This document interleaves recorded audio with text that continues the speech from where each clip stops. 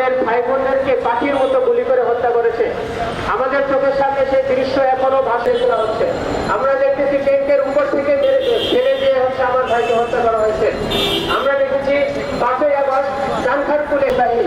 প্রিয় সাংবাদিক ভাই বোনেরা, আজকে এই বিপ্লব পরবর্তী সময়ে আমরা দেখেছি কিছুদিন আগে পুলিশ বাহিনী পুলিশ হত্যার দায়ে জুলাই বিপ্লবের যেন নিষ্ক্রিয়তা, তারা কাজে মনোযোগ পাচ্ছেন না, তাদের সামনে মব জাস্টিস হচ্ছে, তাদের এই নিষ্ক্রিয়তা থেকে তারা ফিরে আসবে বলে আমরা আশাবাদী।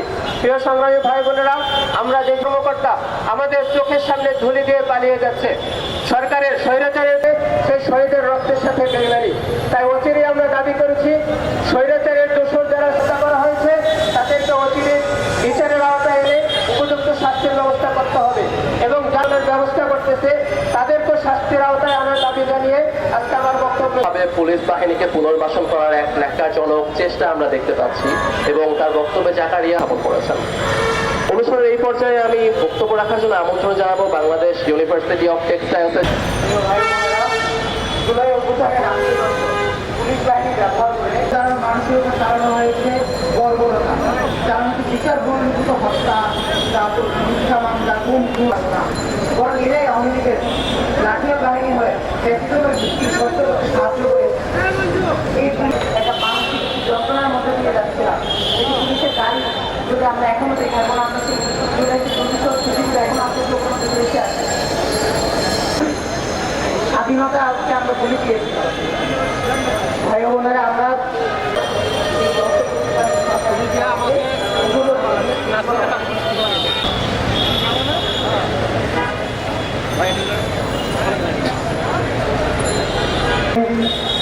এবং পুলিশ ও অন্যান্য আইনশৃঙ্খলা বাহিনীর যৌথভাবে জুলাই গণহত্যার সাথে যে সংশ্লিষ্ট তার বিচারের দাবিতে এবং শাস্তির দাবিতে স্পিক বাংলাদেশ আয়োজিত মধ্য দিয়ে আমরা এক নতুন বাংলাদেশ পেয়েছি, যাকে বলছি আমরা সেকেন্ড রিপাবলিক। কিন্তু এই বাংলাদেশ পাওয়ার ক্ষেত্রে আমাদের 1600 শহীদের প্রাণ ঝরে গিয়েছে, 22,000-এর মতো আমার ভাই বোনেরা আহত হয়েছে, 600-র অধিক আন্দোলনকারী ছাত্র জনতা তাদের চোখের দৃষ্টি হারিয়েছে, 1000-এর অধিক ভাইয়েরা তাদের অঙ্গ হারিয়েছে, তারা বিকলাঙ্গ হয়ে গিয়েছে।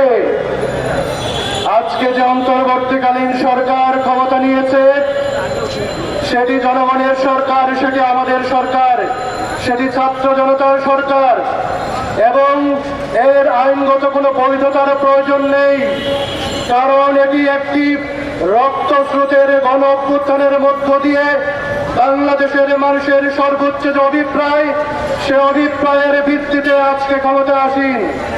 পালিয়ে গিয়েছে হাসিনার কিছু লেফটেন্যান্ট পালিয়ে গিয়েছে, 630 অধিক কাদের হেফাজতে আছে আমরা জানি না। এবং জুলাই এই অভ্যুত্থানের সময়কাল থেকে যে গণহত্যা হয়েছে তার প্রধান ক্রিয়ানক হচ্ছে বাংলাদেশ পুলিশ। আমরা দেখেছি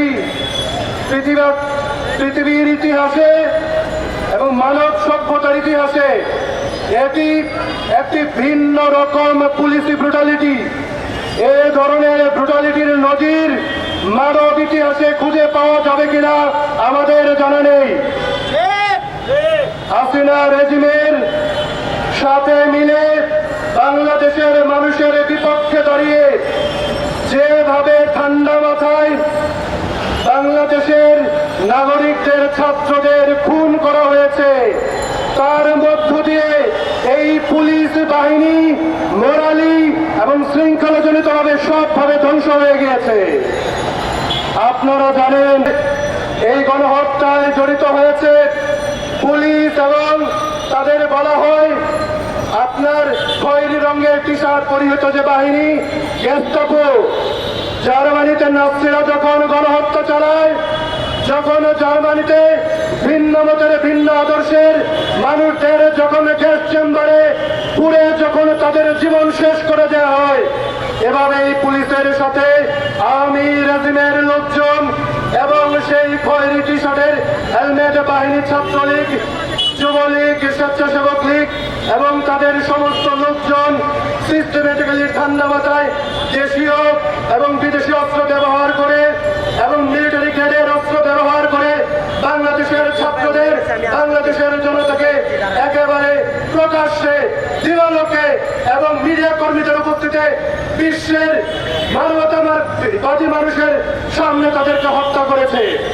আমরা মনে করি এই হত্যার মধ্য দিয়ে যে নদী হয়েছে, তার কারণে বাংলাদেশ পুলিশের প্রতিষ্ঠান আকারে টিকে থাকার কোনো নৈতিক ভিত্তি নেই।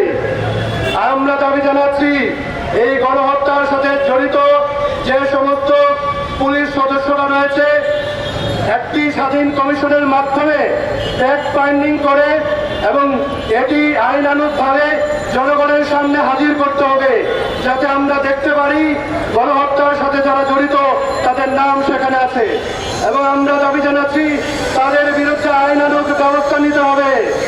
আমরাও তাদের দাবি জানাচ্ছি আওয়ামী রেজিমের 16 বছরের সময় যে সমস্ত পুলিশ লীগের সদস্যরা বাংলাদেশের মানুষের উপর বর্বরতা চালিয়েছে, জুলাই গণহত্যায় যারা মানুষ খুনের সাথে জড়িত, তাদের উপর এখন নজরদারি করার জন্য বিশেষ সেল গঠন করতে হবে।